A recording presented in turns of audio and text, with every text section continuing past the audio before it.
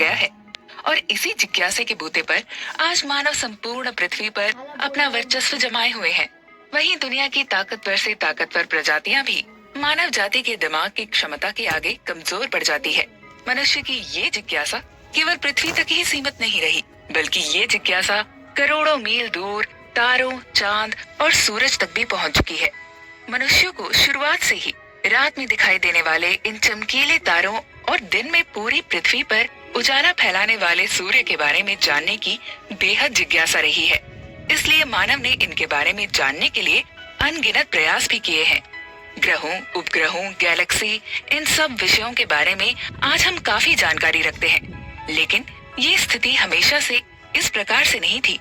आज से करीब 400-500 साल पहले तक दुनिया के सभी लोगों और यहाँ तक कि बुद्धिजीवियों का भी ये मानना था कि हमारी पृथ्वी चपटी है, न कि गोल।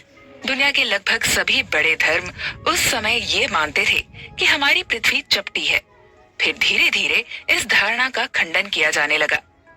नए नए विद्वान आए जिन्होंने पृथ्वी के चपटे होने की धारणा की घोर आलोचना की थी।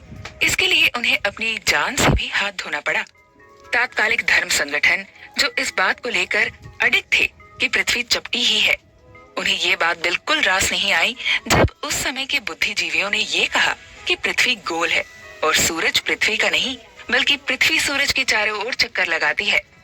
निकोलस कोपरनिकस ने पहली बार ये कहा कि पृथ्वी सूर्य का चक्कर लगाती है, न कि सूर्य पृथ्वी का।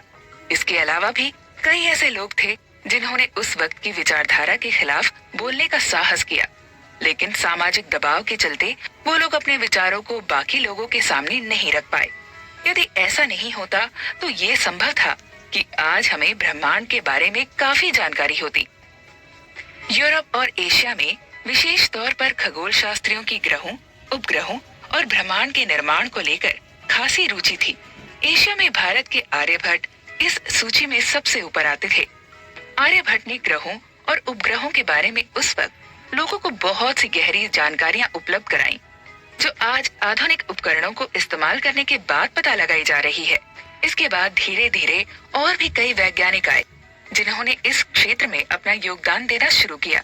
अब लोग इस बारे में चर्चा करने लगे कि आखिरकार इस ब्रह्मांड की उत्पत्ति कैसे हुई। कोई कहता है कि भगवान ने केवल 5 दिनों के अंदर इस पूरी दुनिया को बनाया है, तो कोई कहता है कि ये दुनिया अभी कुछ 1000 साल पुरानी ही है। लेकिन उनमें से किसी भी व्यक्ति के पास अपने दावों के लिए कोई पुख्ता सबूत नहीं था। धीरे धीरे 20वीं शताब्दी आने तक अनेकों वैज्ञानिकों के योगदान से हम ब्रह्मांड के और भी गहरे रहस्यों को सुलझाने लगे, लेकिन इसकी उत्पत्ति अभी भी एक बड़ा रहस्य बनी हुई थी। इसके बाद 20वीं सदी के अंत में एक नई धारणा, जिसे बिग बैंग थ्योरी कहा गया, वो वैज्ञानिकों को अपनी ओर आकर्षित करने लगी। बिग बैंग थ्योरी के तहत ब्रह्मांड की उत्पत्ति के बारे में काफी सारी जानकारियां मिल रही थी और इसके साथ ही ब्लैक होल और ब्रह्मांड की वास्तविक स्थिति के बारे में भी लोग बात करने लगे थे।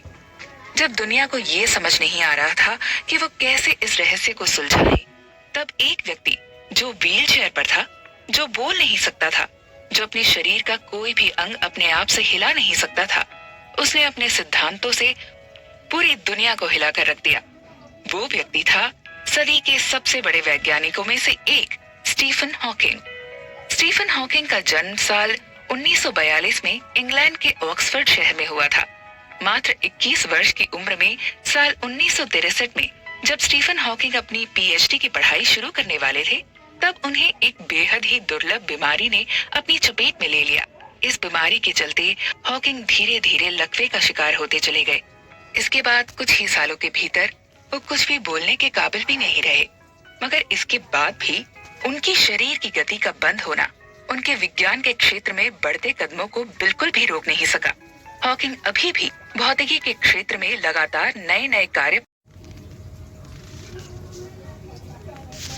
में से एक है theory of everything. Kuku FM पर हम बुक समरी करेंगे स्टीफन हॉकिंग की इसी शानदार किताब की, जिसे खुद उन्होंने लिखा है।